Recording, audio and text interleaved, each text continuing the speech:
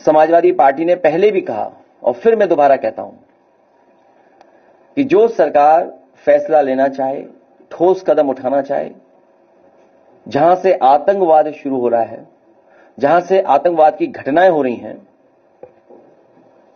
उन्हें खत्म करने के लिए और जड़ से समाप्त करने के लिए, आतंकवाद को जड़ से खत्म करने के लिए जो सरकार फैसला लेना चाहे, सरकार के साथ समाजवादी पार्टी है।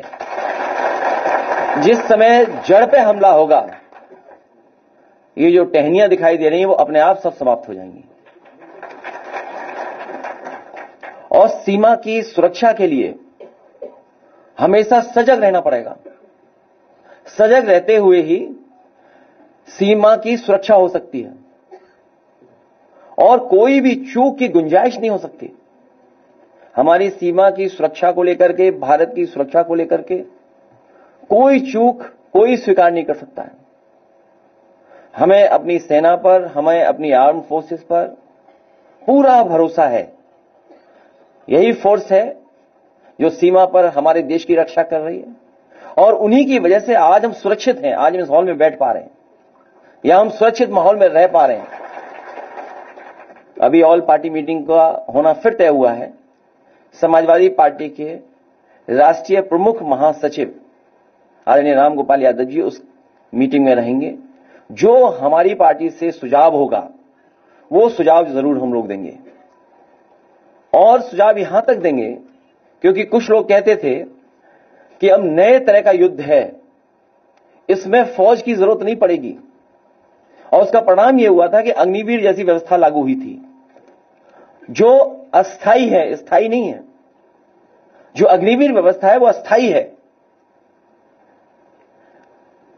और वही लोग अब परंपरागत तरीकों को क्यों अपना रहे हैं। इसलिए जो कुछ सुझाव होंगे हम लोग ऑल पार्टी मीटिंग में राष्ट्रीय प्रमुख महासचिव जी के माध्यम से भेज देंगे। लेकिन जहां हम लोग यहां बैठे हैं, हाथा नहीं भाता, इतने ही सब बातें आपको तक पहुंच गई हैं। पॉलिटिकल है वो फैसला, मोटिवेटेड है और क्योंकि आप विरोधी हैं, आपसे उन्हें पॉलिटिकल लगता है कि ये हमें पॉलिटिकली कमजोर कर सकते हैं, इसीलिए सब पॉलिटिकल कार्रवाई हो रही है। अगर निष्पक्ष कार्रवाई होती तो शायद हम यहां जितने लोग बैठे, प्रेस में नहीं बैठते ना, आपसे बातें कर रहे होते। उन्हें हाथा नहीं भाता, तिलक नहीं लुभाता।